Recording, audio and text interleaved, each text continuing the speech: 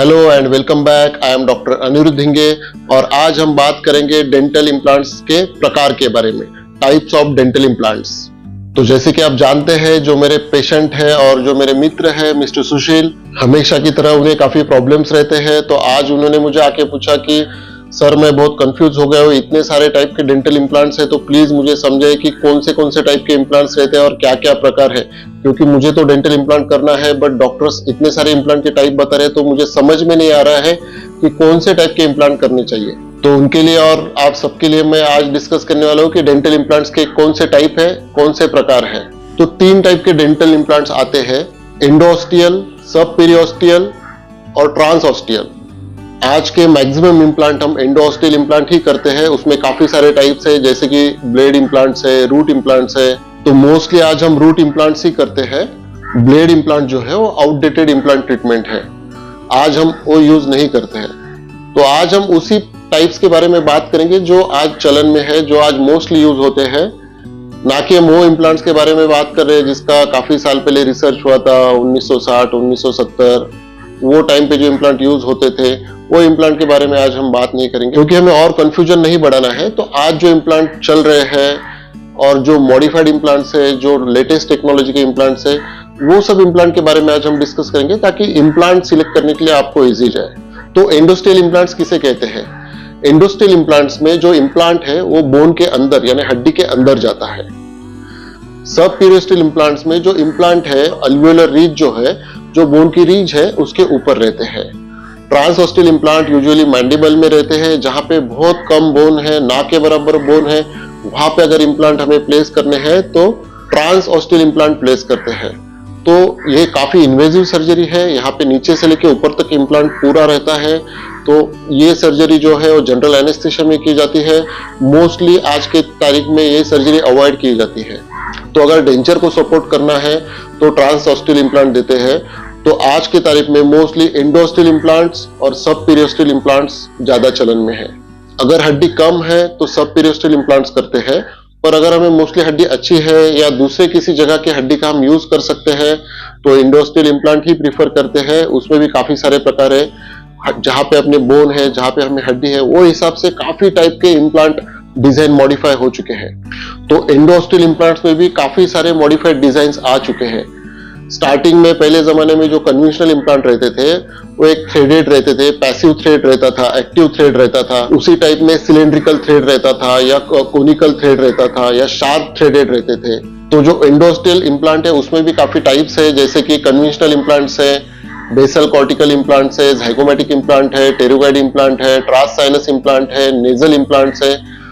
तो ये उनके जगह पे जैसे हम इम्प्लांट करते हैं वो हिसाब से उन्हें नाम दिए गए हैं। मेन फर्क आता है कन्वेंशनल और बेसल कॉर्टिकल इम्प्लांट्स में। बेसल कॉर्टिकल इम्प्लांट जो है वो स्मूथ सरफेस इम्प्लांट रहते हैं, और जो हमारे बाकी टाइप के इम्प्लांट है वहां पे जो सरफेस है वो ईच किया हुआ रहता है या सैंड ब्लास्टिंग किया रहता है या रफ सरफेस किया हुआ रहता है। और कुछ हाइब्रिड इम्प्लांट्स भी है, जैसे कि कुछ उनका पोर्शन स्मूथ पोर्शन है, कुछ ईच पोर्शन है।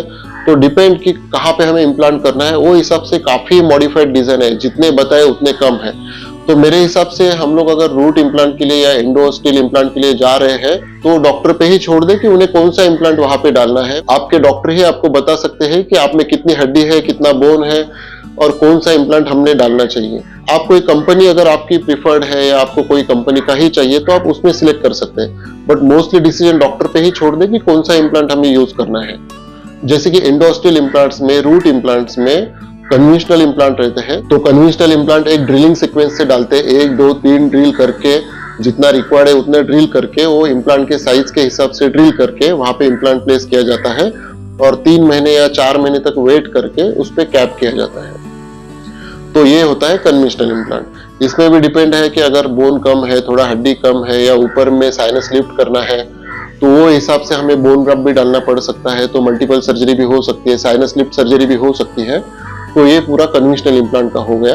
तो काफी संक्षेप में, काफी कम टाइम में हम जानने का ट्राई करेंगे, जानने का प्रयास करेंगे कि कौन सा इम्प्लांट कैसा होता है और कहाँ पे लगाना चाहिए, कहाँ पे लगाते हैं, ताकि हमें एक मोटा समझ में आ जाए कि कौन सा इम्प्लांट कहाँ पे करते हैं। तो अभी आपको समझ में आया ही रहेगा कि कन्वेंशनल इम्प्लांट हम कहाँ पे करते हैं।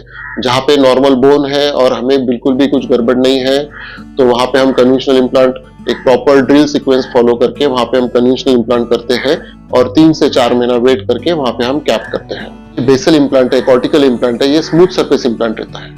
या कुछ हाइब्रिड इम्प्लांट्स रहते हैं जैसे कि बीच में ईज सरफेस रहता है या रफ सरफेस रहता है और अपेक्स पे और कॉलर पे स्मूथ सरफेस रहता है ताकि वहां पे इन्फेक्शन ना हो सके। तो बेसल और कॉर्टिकल जो इम्प्लांट है इसका स्मूथ सरफेस होने की वजह से हम काफी इन्फेक्शन से बच सकते हैं और दांत निकलने के तुरंत बाद इसे प्लेस कर सकते हैं और एक अच्छा टॉर्क लेके तुरंत 3 दिन में हम वहां पे दांत भी लगा सकते हैं।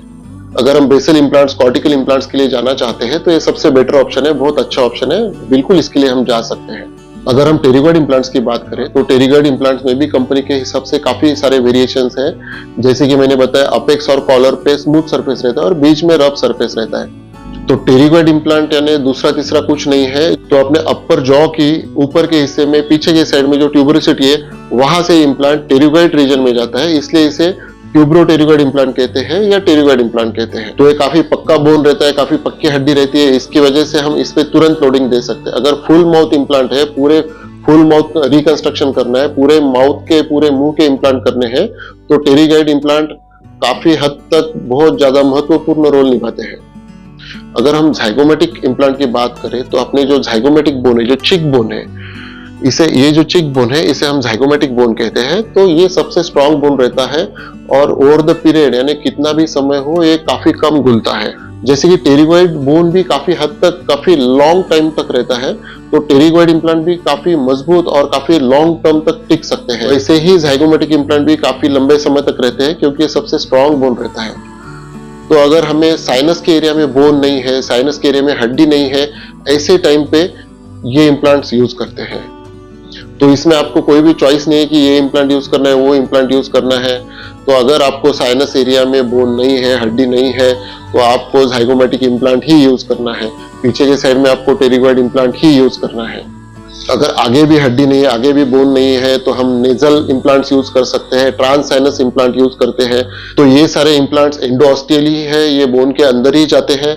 खाली उसमें जहां जहां पे हम डाल रहे हैं वो बोन के हिसाब से उनके नाम दिए गए हैं और उनका डिजाइन चेंज होता है। जैसे जाइगोमेटिक इम्प्लांट में स्टार्टिंग में पूरा इम्प्लांट रफ इम्प्लांट रहता था, but over the time modification, design modification करके अब जितना इम्प्लांट का पोर्शन बोन में जाने वाला है उतना ही रफ सरफेस रहता है, बाकी का पूरा इम्प्लांट स्मूथ सरफेस इम्प्लांट रहता है। उसकी वजह से इन्फेक्शन ना के बराबर होता है। जैसे कि नेजल इम्प्लांट्स है तो नेजल बोन में जाता है, तो वहां पे वो काफी पक्का बोन रहता है, वहां पे उसे काफी अच्छा लेंथ भी मिलता है, तो काफी मजबूत इम्प्लांट रहता है।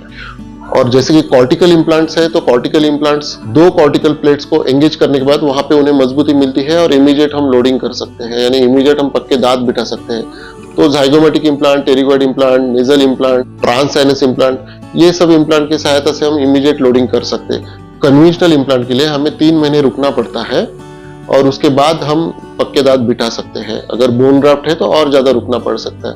हाँ, जो नीचे का जबड़ा है वहां पे अगर हम कन्वेंशनल इम्प्लांट करते हैं तो वहां पे अगर एक अच्छा टॉर्क मिलता है तो हम इमीडिएट लोडिंग कन्वेंशनल इम्प्लांट में भी कर सकते हैं। तो अभी जो सब मैंने इम्प्लांट बताए ये एंडोऑस्टियल इम्प्लांट है, यानी ये बोन के अंदर जाने वाले इम्प्लांट है।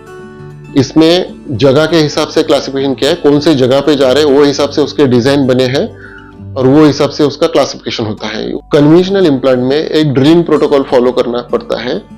जो साइज का हम इम्प्लांट डाल रहे हैं वो साइज के हिसाब से 1, 2, 3 ड्रिल करना पड़ता है। वैसा हमें टेरिगॉइड इम्प्लांट में या जाइगोमेटिक इम्प्लांट में या नेजल इम्प्लांट में या बेसल कॉर्टिकल इम्प्लांट में करने की जरूरत नहीं है। एक सिंगल ड्रिल करके हम वो इम्प्लांट प्लेस कर सकते हैं। जो टेरिगॉइड इम्प्लांट्स है, बेसल कॉर्टिकल इम्प्लांट्स है, ये मिनिमल इन्वेजिव इम्प्लांट्स है।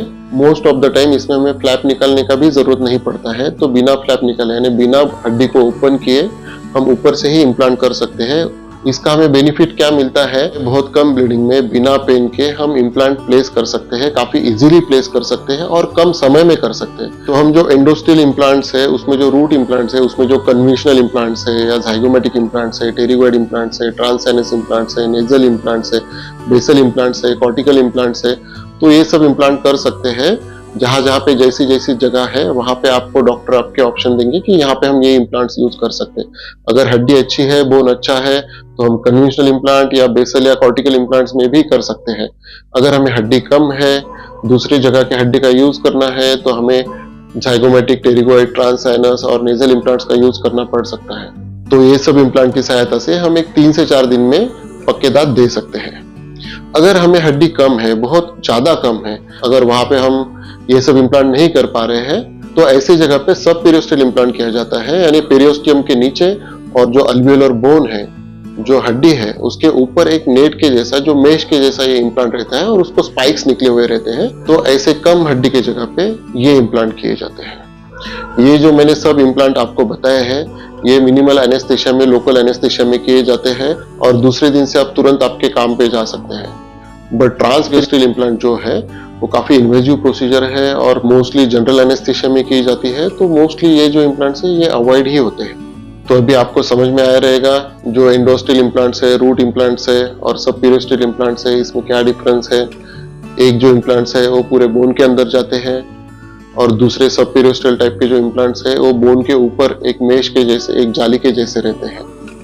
अगर बहुत ज्यादा कम बोन है तो सब पेरियोस्टल इम्प्लांट्स यूज होते हैं। अगर अच्छा बोन है तो एंडोस्टल इम्प्लांट्स में हम जैसे कन्वेंशनल इम्प्लांट्स है, कॉर्टिकल इम्प्लांट्स है, कर सकते हैं।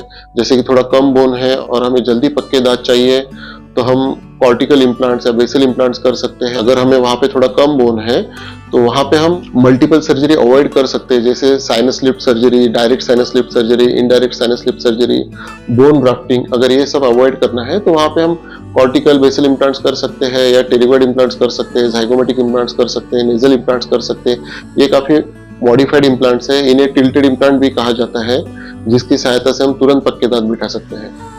अगर टाइप्स ऑफ इम्प्लांट्स के बारे में, इम्प्लांट्स के प्रकार के बारे में अगर आपको और कुछ पूछना है, और कुछ जानकारी चाहिए, और कुछ क्लैरिफिकेशन चाहिए, तो आप मुझे कमेंट बॉक्स में पूछ सकते हैं या दिए गए नंबर पे व्हाट्सएप कर सकते हैं या कॉल कर सकते हैं।